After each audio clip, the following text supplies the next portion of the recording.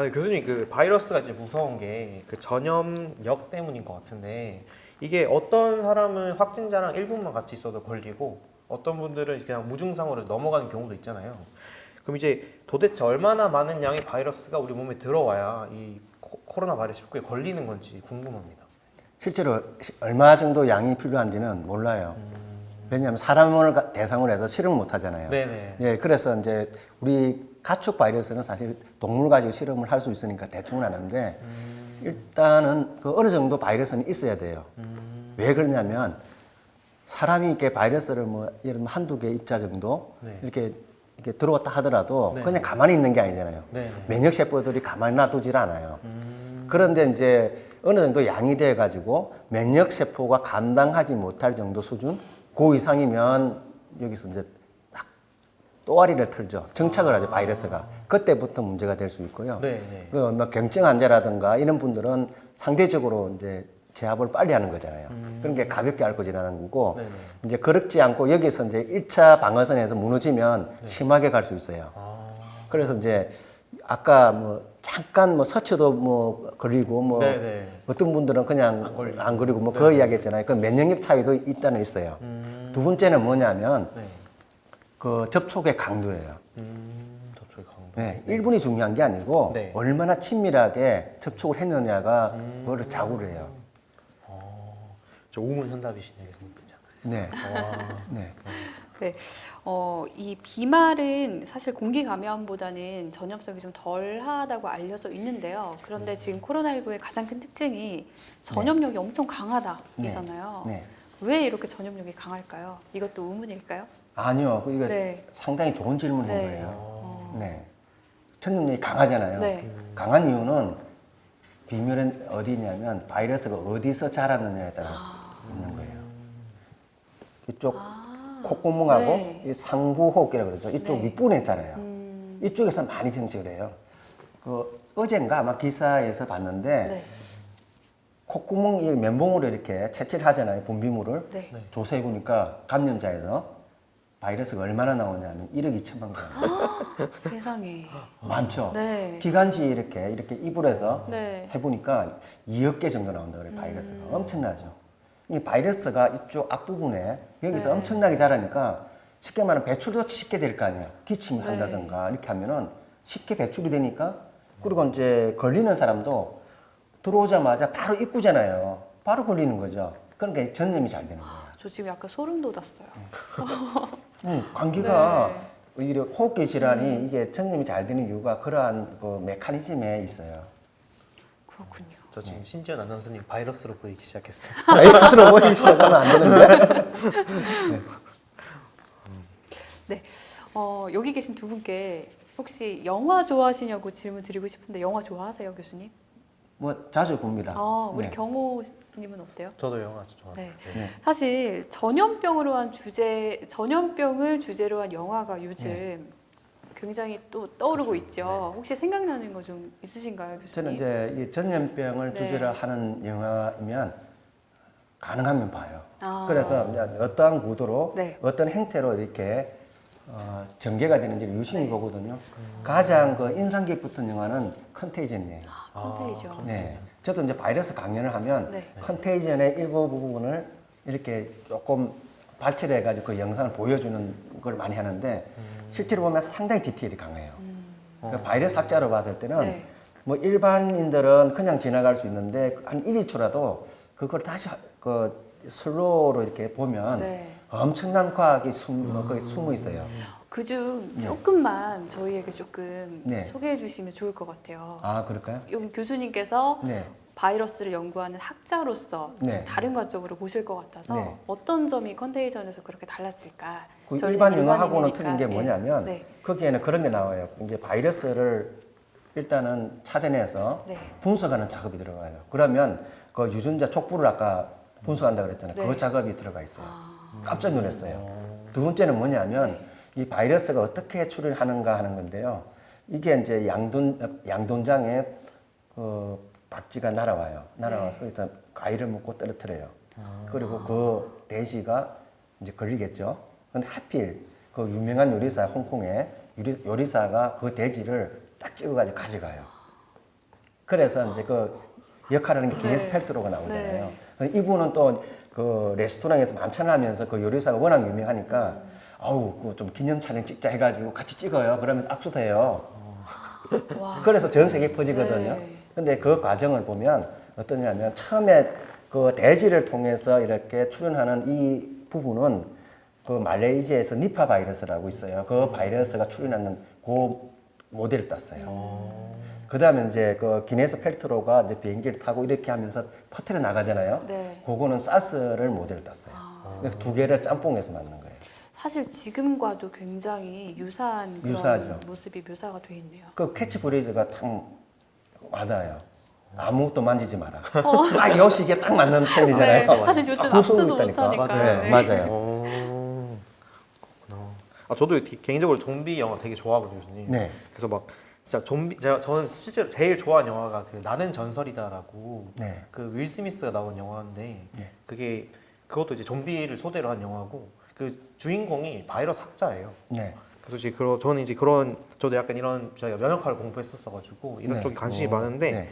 요즘에 최근에도 이제 저희가 그 킹덤이라고 네. 킹덤이나 뿐만 아니라 뭐 부산행 네. 여러 이제 좀비물을 다룬 영화가 많은데 그래서 이런 영화도 이제 좀비 바이러스를 이제 모티브로 착안을 한 것인데 교수님 이제 이런 영화를 통해서 어떤 이제 그런 환상을 약간 채워주려는 네. 그런 이제 영화 감독분들이 이제 의도인 것 같은데 교수님께서는 이제 이런 좀비 바이러스가 실제 현실에 나타날 수 있는 가능성에 대해서는 어떻게 보시나요? 일단은 가능성은 없어요. 다행이다. 영화는 뭐냐면 충격과 공포를 극대화시켜야 되는 부분이 있으니까 그 바이러스가 일으키는 이런 전염병 부분에 네. 가장 잔혹한 부분만 골라서 써요. 근데 실제로는 그 좀비가 만들어지는 과정을 보면 물리잖아요. 네. 물리는 거는 그 모델이 뭐냐면 그 광견병이에요. 개 광견병 있잖아요. 네. 물리면 이제 그 걸리는 거잖아요. 네. 근데 이제 거기도 보면 치사율이 상당히 높잖아요. 뭐 다 네. 이렇게 되니까 다 좀비로 바뀌니까 네. 광견병은 지구상에 있는 바이러스 중에서 가장 치명적인 바이러스예요. 몰랐죠? 네. 걸리면 100% 죽어요, 사람이. 정말요? 네. 100%. 네. 그래서 광견병이 걸리잖아요. 그러면 빨리 그 보건소 가서 백신을 맞아야 돼요. 그래도 백신은 다행히 있네. 네, 있습니다. 예. 그래서 이제 뭐냐면 그 차이가 있어요. 그 차이가 뭐냐면 그 광견병은 잠복기가 무지 길어요. 그래 백신을 빨리 주사를 맞으면 항체가 생기잖아요. 그러면 문제가 없어요. 그런데 네. 설마 뭐 개에 물려서 내가 문제가 생기겠어 하고 그냥 있다가 큰 낭패를 볼 수가 있어요. 실제로 그런 사건이 있어요. 우리나라에서. 그 정도로 이제 약간 뭐라 그럴까 약간 그런 부분에 발치가 되고 두 번째는 이제 그 잠복기 이야기했잖아요. 그 네. 잠복기가 없잖아요. 여기는 영화는. 그렇죠. 바로 그냥 네. 변신을 하죠. 바이러스는 네. 그러한 경우는 없어요. 최소한 잠복기가 있어요. 네. 그게 인터벌이 있어요. 그리고 그 점차 이렇게 이제 확산돼 가지 그 뭐 기하급수적으로 이렇게 늘어나는 경우는 없다.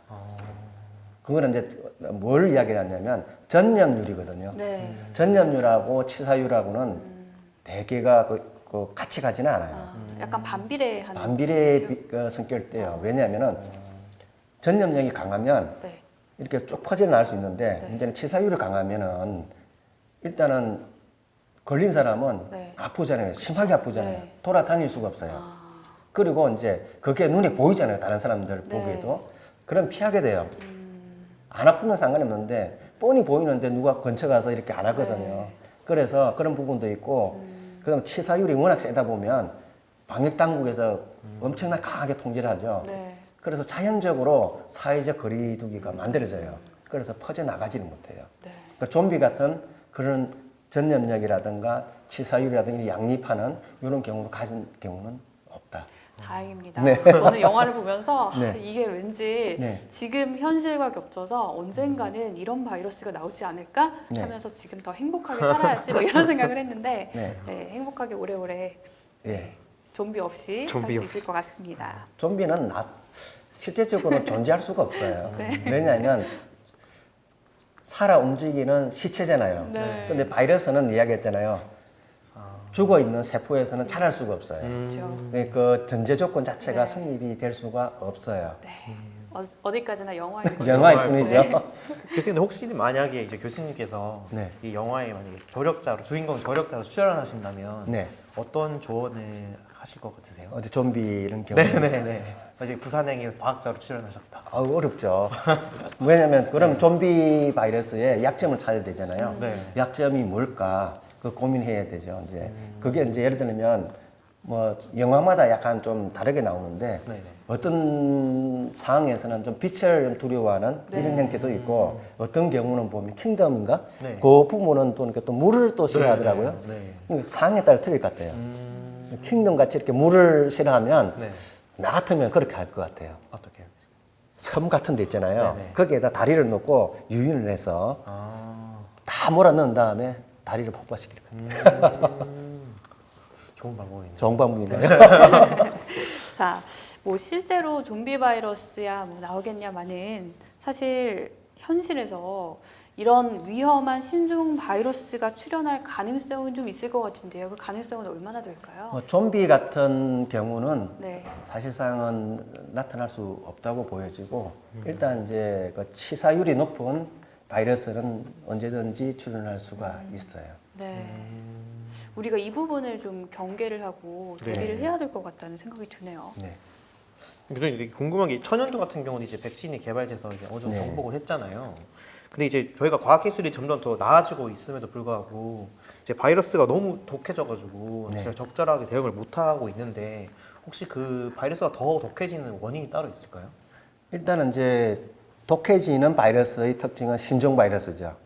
메르스도 그렇고 네. 사스도 그렇고 그런 인플루엔자 그 인체 감염도 그렇고 상당히 치사율이 높아요. 그래서 이제 그런 경우는 누가 걸리면 치사율이 워낙 높기 때문에 어느 분이 어떻게 사망할지 몰라요. 복골 보게 돼요. 그 병증이 어떻게 진행되냐에 따라서. 그러니까 이제 사람들이 공포감을 많이 느껴요. 네. 근데 그거를 잘 보면 어떤 경우냐면 신종 바이러스는 원래 자기가 서식처로 있던 자연 숙주동물 있잖아요. 거기에서는 문제를 별로 안 일으켜요. 근데 문제는 이 바이러스가 새로운 숙주, 사람은 새로운 숙주예요. 네. 숙주로 옮겨가는 거잖아요. 이게 바이러스 입장에서는 숙주 영역을 확대시키가는 과정이에요. 이거는 이제 바이러스에서는 진화 과정에서는 자연스러운 과정이에요. 우리 입장에서 봤을 때는 상당히 두렵고 위험한 과정이지만 바이러스 입장에서는 바이러스가 지구상에 탄생하면서 지금까지 계속 그러한 과정을 겪어왔어요. 근데 이제 그런 과정에서 제일 먼저 부닥치는 문제가 뭐냐면 새로운 숙주로 가잖아요. 네. 그럼 바이러스는 거기에서 털을 잡기 위해서 네. 상당히 강하게 정식을 해요. 상당히 정식력이 강해져요. 그리고 숙주는 어떠냐면 그 면역 체계를 과도하게 발휘를 해요. 그러니까 두 숙주하고 바이러스 사이에 진짜 전쟁이 벌어져요. 진짜 전쟁이네요. 네. 대부분이 99% 이상은 네. 숙주가 이겨요. 그 침몰 못하고 거기서 낙마를 하죠. 이렇게 말하면 바이러스가. 네. 그래서 이제 그런 부분이 자꾸 생기긴 한데 만약에 바이러스가 이제 숙주로 제압하는 상황이 벌어지잖아요. 그러면 이런 신종 바이러스 사태가 벌어지는 거예요. 정말 무서운데 사실 뭐 에이즈 같은 경우도 면역 세포에 달라붙어가지고 바이러스가 기생을 하다 보니까 네. 저의 짧은 지식으로는 그렇게 알고 있습니다. 그래서 저희가 치유하기도 어렵고 네. 뭐 치유가 거의 안 되는 상황이라고 알고 있는데 결국에는 어느 정도 뭐 생태계 파괴가 바이러스 발생의 원인으로 볼 수 있겠는데 저희가 뭐 선제적으로 방역을 한다든지 이런 노력이 쉽게 통하지 않는 그런 영역인 것 같아요. 코로나19 확산 속도를 보면 지금 아주 급격하거든요. 이렇게 급격하게 퍼질 수 있는 이유는 뭘까요? 일단은 이제 과거에 네. 이제 메르스라든가 사스하고는 약간 좀 다른 것 같아요. 일단은 뭐 그렇다고 해서 네. 이 치사율이 네. 그 코로나19 같은 경우에 낮은 건 아니에요. 생각보다 높아요. 네. 그 예를 들면 독감에 비해서는 최소한 10배, 20배 이상 높잖아요. 절대 높은 건 아닌데 그럼에도 불구하고 다른 신종 바이러스에 비해서는 상대적으로 낮은 거죠. 대신에 이제 감염력, 지금 전파력은 강하거든요. 그 다음에 이게 쉽게 퍼지고 문제가 되는 부분이 뭐냐면 일단은 출현한 배경에 있어요. 대도시에서 처음 출현했잖아요. 네, 맞아요. 중국의 1100만이나 되는 엄청난 대도시. 그 대도시라는 거는 전 세계가 초연결된 사회의 하나의 축이에요. 그 인적이라든가 물적이라든가 이런 네. 교류가 엄청나게 많거든요. 그 순간적으로 틀어막았지만 이미 셀 때는 이미 세버린 거죠. 네. 두 번째는 이제 이 바이러스가 그 경증 환자가 많아요. 나이와 비례해요. 쭉 지금 현재까지의 추세를 보면 네. 70대 이상은 치사율이 상당히 높아요. 10%가 넘어요. 상당히 치사율이 높아요. 네, 그럼 굉장히 높은 거죠. 네. 그러니까 70대 이상이신 분은 연령도 많으시니까 면역도 좀 약하시잖아요. 두 번째는 뭐냐면 기저질환을 되게 한두 개는 가지고 계세요. 네. 그게 복합되어 있어요. 그러다 보니까 이제 피해가 많은 상황인데 반면에 젊은층은 상대적으로 치명적이지 않아요. 전 세계적으로 봐도 20, 30대에서 문제되는 경우는 극히 드물어요. 그러다 보니까 이게 뭐냐면 경증 환자가 많은 거야. 그 경증 환자의 문제점이 뭐냐면 본인이 쉽게 자각을 할 수 없을 수가 있어요. 그렇죠. 그냥 감기에 걸렸거니 확진자하고 나 접촉한 이력도 없어. 그러면 내가 걸렸다고 생각을 안 하죠. 아이고 그냥 감기에 걸렸구나 하고 넘어갈 수도 있어요. 네. 근데 문제는 뭐냐면 그런 경우는 정부 통제가 안 되죠. 두 번째는 자기가 뭐 이렇게 감염자라고 생각이 안 들면 막 돌아다니잖아요. 이제 그러한 부분들이 네. 우리나라뿐만 아니라 전 세계적으로 동시에 일어나니까 쉽게 말하면 지역 사회의 감염 그 부분이 많이 발생해서 문제가 된 거죠. 네, 젊다고 안심해서는 안 되겠습니다. 우리 사회 유지를 위해서 네. 좀 더 조금 과하게 조심해야 될 필요가 있겠네요. 그럼요. 네. 근데 또 이제 저희 인류가 이렇게 이제 바이러스 따위한테 이렇게 당하고 있을 수만은 없는데 요즘에 이 그 신세대 용어로 이제 국뽕이라고 하죠. 그래서 이제 대한민국이 네. 되게 전 세계적으로 모범 사례로 꼽히고 있잖아요. 그제 결국 이제 우리 대한민국이 잘 대응을 한 것처럼 결국 인류가 같이 협동해서 노력하면 이 코로나 바이러스 19도 잡히지 않을까 합니다, 교수님. 이에 대해서 어떻게 생각하시나요? 상당히 어려운 질문이에요. 아, 왜냐하면 이 부분은 한 세 가지 측면에서 봐야 되거든요. 네. 일단 이제 우리나라에서 네. 나름대로 이제 의료진들이 희생을 하고 봉사를 하면서 네. 이제 많이 진정되고 해서 상당히 그런 부분은 높게 평가받는 건 맞는데 네. 문제는 우리나라에서만 진정한다고 되는 문제가 아니에요. 그러면 다른 나라에서도 똑같이 동조화돼서 네. 같은 현상으로 가야 돼요. 근데 다른 나라의 상황을 보면 그렇지가 않죠.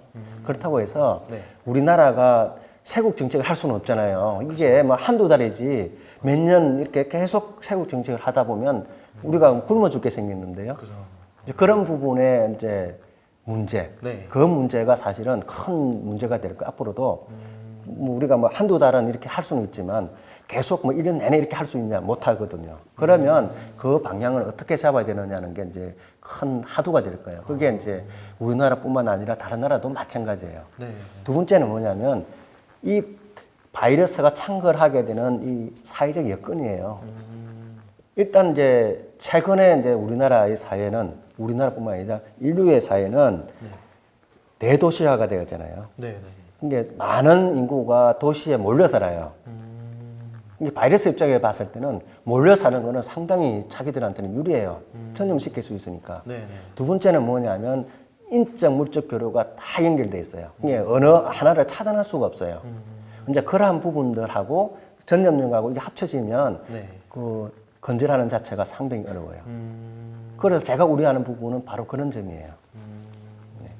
사실 정말 말씀해주신 대로 네. 그런 뭐 글로벌 시대고 뭐 네. 여러 면에서 좀 쉽지만은 않은 것 같아요. 그리고 저는 더 걱정이 되는 게 코로나19는 신종이잖아요. 신종이기 때문에 지금 이 상황이 의학적으로 좀 종식이 되려면 백신이나 치료제가 나와야 될 텐데 뭐 언론 보도도 많이 나오잖아요. 뭐 치료제나 백신 개발에 대한 시도들이 나오는데 이게 과연 쉬울까 그런 걱정이 좀 되더라고요. 쉽지는 않죠. 이게 우리가 그 이제 사스도 보면 네. 꽤 됐잖아요.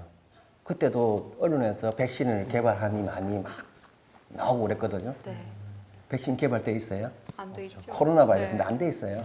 메르스 사태를 우리가 2015년에 겪었어요. 그 당시에 똑같은 이야기가 나왔어요. 근데 지금 나와 있어요? 아니요. 없어요. 그러면 코로나19는 모르죠. 그게 그거는 없지 이제 제가 볼 네. 때는 네. 그 이제 업계의 이익하고도 많이 관계돼요. 네. 예. 사스도 그렇고 메르스도 그렇고 단발성 끝났잖아요. 그럼 일단은 개발하는 데는 수년이 걸려요. 네. 그러면 엄청난 비용을 투자해서 개발했는데 없어졌어요. 팔 데가 없잖아요. 그게 제약회사의 고민은 거기 있는 거죠. 그래서 이 코로나19가 장기적으로 이렇게 갈 거다라는 부분에 확신이 있으면 네. 제약회사들이 적극적으로 덤빌 수도 있어요. 이제 그런 부분이 있고 두 번째는 뭐냐면 사람에서 코로나 바이러스 백신 자체가 없어요. 그리고 백신은 네. 코로나 하면 코로나 바이러스 다 막는 것 같죠? 아니에요. 세상 그렇게 가지는 않아요. 세상이 늘 쉽지만은 네, 않죠. 네. 백신은 맞춤형이에요. 사스면 사스에 딱 맞춤형이 나와야 되고 메르스는 메르스에 맞춤형이 나오고 코로나19면 코로나19에 맞춤형이 나와야 돼요. 네. 그래서 힘든 거예요.